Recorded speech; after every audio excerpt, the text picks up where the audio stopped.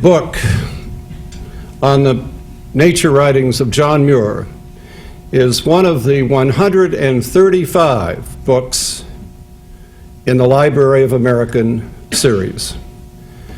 Newsweek magazine said of the series that it is the most important publishing undertaking in the history of America. I have known of this series from its very beginning. And as I said at lunch today, I'm a very visual person. And in the beginning, I was attracted to the beauty and the art of the publication, independent of the content, and the content is very great indeed. What is interesting to me is this is a non-profit publishing undertaking. Our guest tonight began with the Library of America when he was writing his dissertation at Columbia University and needed some income. So he took a part-time job with this new undertaking. And it's 20 years later, and now he's the guy in charge. When I drew up a list of those I wanted for the purposes of being our principal speaker tonight, it was a very short list, and his name was at the top.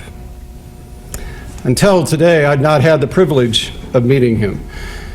But I want you to understand something. I have an extravagant admiration for what he does and for what he's accomplished. There is no conceivable way to overstate the importance of understanding our history. You cannot overstate it. And we're in danger of having a generation grow up who doesn't understand why that's important. This series, 135 volumes and counting, to be published as long as there is a United States of America, is one of our great, great treasures and resources. And this is the man, joined by others of great skill, that makes it possible. I'm honored that he would give up 2.5 days of his life to fly all the way from New York to spend this time with us. Join with me, please, in giving a very special welcome to a very exceptional individual, the publisher of the Library of America, Mr. Max Rudin.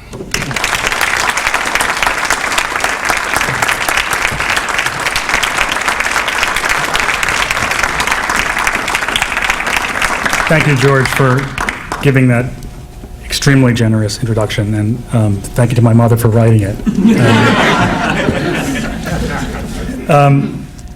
Let me start with a few quick words about the Library of America. The library was founded in 1979 as an independent, nonprofit project to publish and keep permanently in print an authoritative National Library of American Writing. Its creation by a group of scholars, publishing executives, and foundation heads capped about 20 years of work and persuasion. In the early 60s, the literary critic Edmund Wilson had first called for a compact reader's edition of the collected works of great American writers, comprehensive volumes of about 1,000 pages each, along the lines of the French Pléiade series. Other countries had national editions of their writing, the United States did not. It is absurd, Wilson said, that our most read and studied writers should not be available in their entirety in any convenient form. At the same time, scholars at the Modern Language Association were complaining that there was no reliable, authoritative texts of many of these same writers. So, about 7 years after Wilson died and had passed the baton on to others, these two aspirations came together in the Library of America. Our first 4 books were published in 1982. As of last month, when we celebrated our 20th anniversary, there were 136 volumes in the series and 5.5 million books in print. The Library of America is unique among publishers for several reasons. For one thing, most of our authors are dead. which cuts down on business lunches. For another, we take the idea of authoritative text seriously.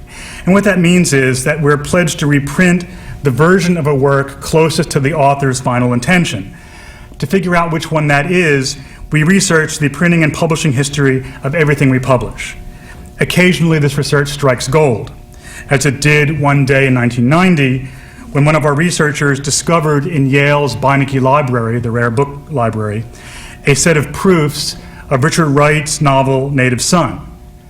He opened this book, this bound galley, and discovered that one entire scene was marked out, and that there were drastic revisions throughout the rest of the book, and that all this had been done in handwriting which was not Richard Wright's. Further investigation revealed that the novel had been expurgated at the request of the Book of the Month Club. The club had wanted to offer Native Son as its first main selection by an African-American writer. This is 1940. But they felt that a couple scenes were too strong in their sexual or racial content for a mainstream audience. So when Wright's editor at Harper & Row contacted him, Wright agreed to the changes, correctly seeing the book club selection as an immense opportunity and milestone, both for himself personally and socially and politically for his race. The only thing that suffered in this case was the book. In this case, the Library of America was able to publish it for the first time as Richard Wright intended it to be read. And in fact, we were in the enviable position of being able to put the good parts back in the name of literature. There's a situation we found ourselves again in recently when we established a restored and corrected text of John Steinbeck's The Grapes of Wrath. But what I really wanted to talk about tonight was not so much the textual authority side of our mission as the idea of creating a national library. What most sets the Library of America apart is that all our editorial decisions must serve our nonprofit mission to publish the best and most significant American writing. And it was clear from the very start that to give a true account of our country's literary heritage, best American writing would need to be construed as broadly as possible.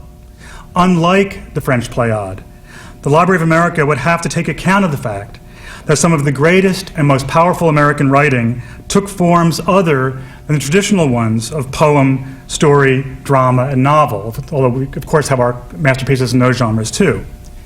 The form, for example, of sermons like Martin Luther King Jr.'s, of political speeches and letters like Jefferson's and Lincoln's, of history writing in the hands of Henry Adams and Francis Parkman, of military memoirs like Grant's and Sherman's, of the humor sketch as James Thurber used it, or the screenplay, or in the hands of Dashiell Hammett and Raymond Chandler, even the pulp crime story.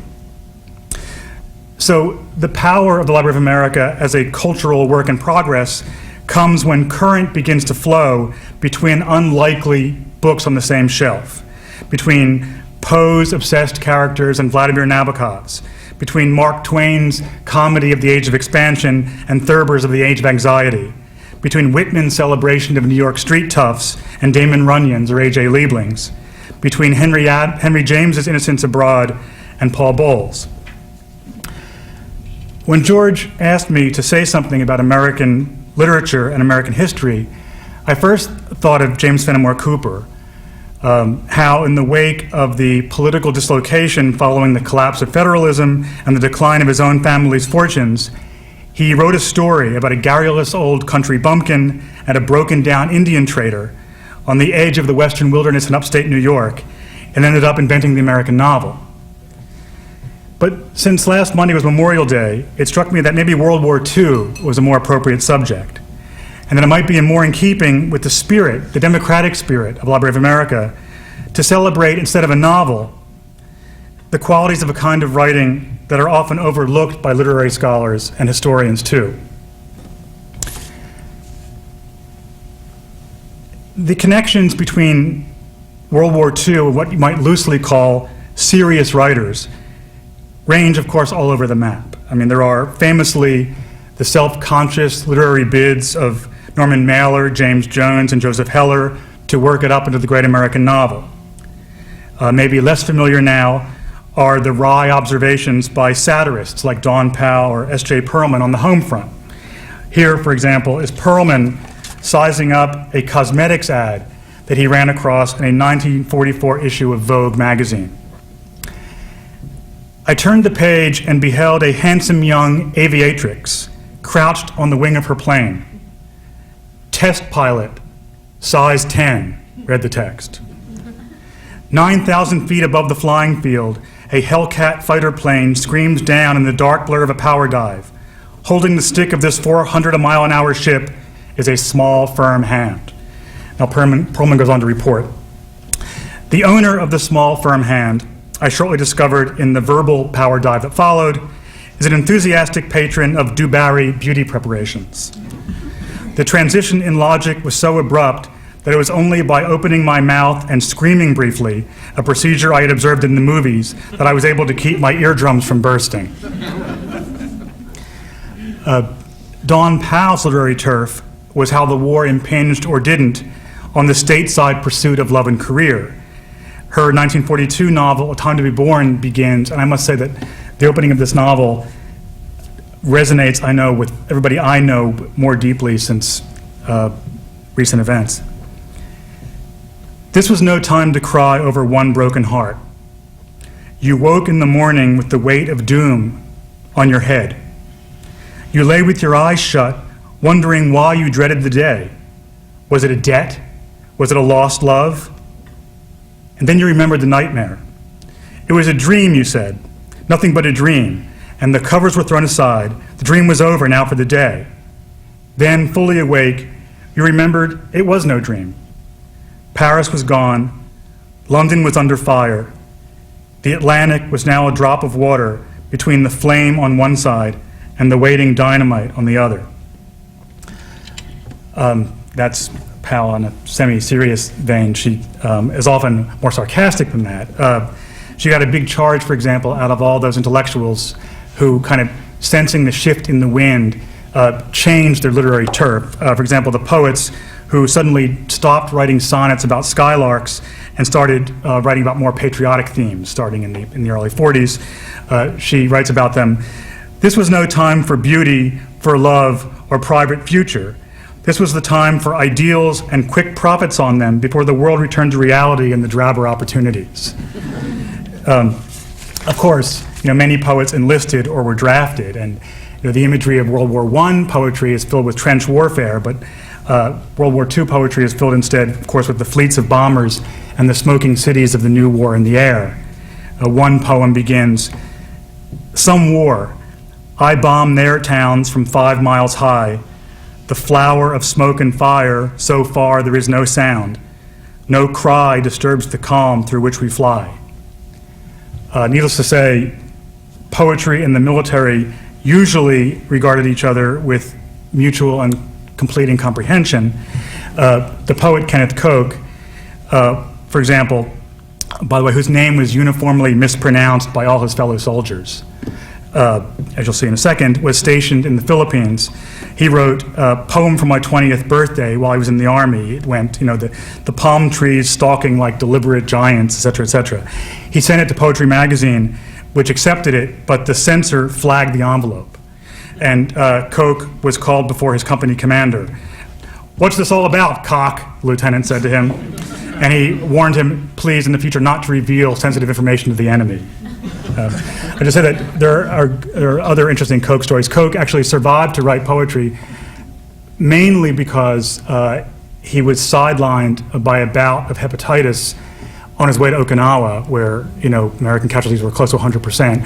Spent, luckily, that 3 weeks in Guam recuperating in a hospital. Later in the Philippines, they were marching through the jungle and were supposed to take a hill that the Japanese were on and had recently slaughtered a lot of American troops.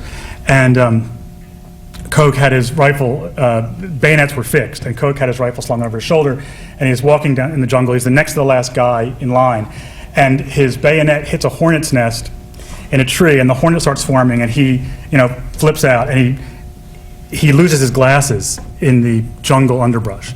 So they're all marching ahead, and he's looking for his glasses, and he can't find them. And the guy behind him says just march, go. We're dead if you don't move ahead. So eventually he does. He leaves his glasses and he moves ahead. So that night he goes to the company commander and he says, sir, could I please be excused from duty until a replacement pair of glasses arrives?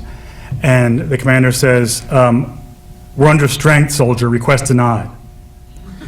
And he says, but sir, I really am almost completely blind without my glasses. And the commander says, request denied.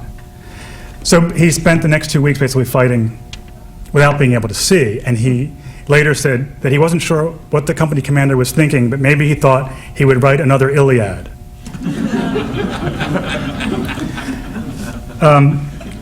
Anyway, one of the most lasting contributions, though, to both the literature and the history of the war was made not by literary writers, but by a different group of writers altogether, a group of unconscripted Americans who went to where the worst extremes were waiting, enduring by choice what others were forced to endure by necessity. And so, for this last part of my remarks, I would like to tell some of the stories behind the stories of Reporting World War II, which is a 2-volume Library of America anthology, which gathers the writing of perhaps the most remarkable generation of American reporters in our history. One day in May 1943, in a tent camp outside Bizerta on the Tunisian coast, Ernie Pyle, the thin, wiry war correspondent for the Washington, D.C. Daily News, sat staring at his Remington typewriter, haunted by a persistent image. He'd spent the past weeks with the U.S. Second Corps as they slowly battled their way from hill to barren hill, lying still by day in knee-high wheat, at night crawling, tripping, stumbling forward under nearly constant fire from dug-in German positions. He'd seen fierce fighting, gruesome carnage, and acts of remarkable bravery. But the picture that stuck in his head was just a line of walking men, a heavy weapons platoon that passed him as he sat resting on the rocky ground. Their nights have been violent with attack, fright, butchery, he now wrote, and their days sleepless and miserable with the crash of artillery. In their eyes as they pass is not hatred, not excitement, not despair, not the tonic of their victory. There is just the simple expression of being here, as though they had been here doing this forever, and nothing else. You almost feel ashamed to look at them. They are just guys from Broadway and Main Street, but you wouldn't remember them. They are too far away now. They are too tired. Their world can never be known to you. The war, Pyle suddenly understood, was carried by millions of ordinary men, now mightily transformed. They had become long-suffering GIs who endured unimaginable horror, yet somehow held on to their humor and their humanity. No writer could fully convey their experience, their matter-of-fact acceptance of extraordinary sacrifice, what the war did to their bodies and to their hearts, but with awe and gratitude, he would begin to try. Ernie Pyle had found his subject, and with it an authentic way of reporting modern war. No grand strategy, no diplomats, no gallant charges or glorious rhetoric, just death, weariness, and the democratic heroism of little routine men with a job to do. The war he found in foxholes was not about principles. A few weeks later, in the rolling darkness of the Mediterranean, on a ship headed for the invasion of Sicily, he saw it this way. Everything in this world has stopped except war, and we are all men of new professions out in some strange night caring for each other. Masked in blackness on this ageless and indifferent sea, tens of thousands of frightened young men were going into battle, fighting well, at least for each other. With Ernie Pyle and his fellow correspondents, unillusioned modernity had finally caught up with the reporting of war. While Pyle, a Hoosier, was reinventing newspaper coverage, Manhattanite A.J. Liebling was nearby, discovering his own feistier brand of American heroism. Resident expert at The New Yorker on the raffish characters around Times Square, Liebling had spent the winter of 1940 in Paris making the best of its last great period of haute cuisine. He was a very good eating companion, a fellow journalist said. He knew a lot of small restaurants that were not well known and that had a faithful clientele that all weighed over 100 kilos. Liebling himself weighed nearly exactly 100 kilos, which was almost svelte compared to what he weighed in later years. He had arrived in Algeria 2 days before Pyle, limping with gout, and soon found himself being shot at on an airfield in the Tunisian desert. I leaped out of the Jeep and lit running, and somebody yelled, "Down," and I dived for the ground so hard, I tore a lot of skin off my hands and knees and elbows, and lay there wishing my ass didn't stick so far up in the air, while the Messerschmitts made their first pass. All I could think of was, Joe Liebling has been a nice guy, and it's been a pleasure knowing him, and I was awfully sorry I would never know how his life was going to come out. Liebling, as usual, gravitated toward likable rogues, bandit warriors like Major Philip Cochrane, who never changed clothes and who claimed that predicting German raids was like sensing when to hop on or off a guy who was shooting craps. Liebling caught war's strange mix of boredom, banality, humor, and random death. Like Pyle, he showed his readers that it was being fought by people like them, in his case, definitely more Broadway than Main Street. Meanwhile, the first woman photojournalist to cover war in 40 years was late getting to North Africa. The ship carrying Margaret Berkwhite of Life magazine, after weathering 5 days of strong gales, was torpedoed, and those who escaped did by lifeboat. The Air Force, by the way, had sent her by water because flying was too dangerous for women. Like all women correspondents, she was officially banned from combat areas and press briefings until late in the war. But she flouted the rules and created her own stories. The Army tagged her temperamental and inclined to ignore orders, but she had a lot to prove. She had chosen this assignment over her marriage to novelist Erskine Caldwell, who had begged her to join him in Hollywood and who was now divorcing her. In January, she finagled her way onto a B-17 headed for Tunis, the first woman to fly with the U.S. combat crew over enemy territory. After that, Eisenhower and the top brass wanted her gone, but the 7-page photo essay in Life, with a picture of the author in her flying gear, was such great publicity for the Army Air Forces that the other service branches wanted similar attention. In the spring of 1945, she was with Patton's Third Army in Frankfurt. Her escort, a crack rifleman, had strict orders from the brass, never let that woman out of your sight.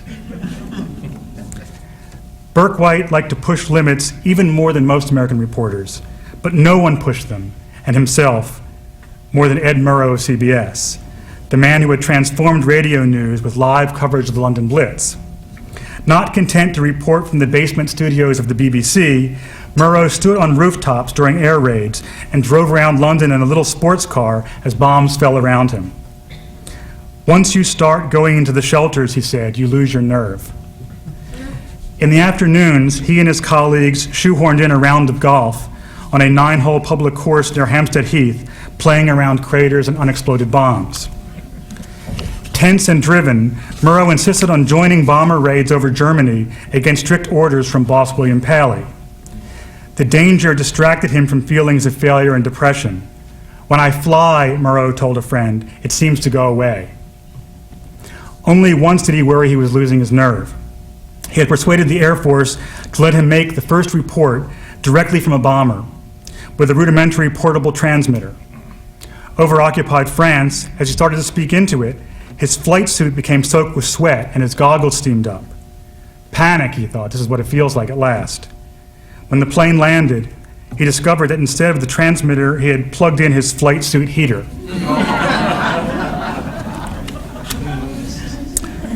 Still, Murrow's methods were less extraordinary than the broadcasts they produced. Brilliant word pictures of daily life and death in wartime, whose lean, spare poetry still has an almost tactile intensity.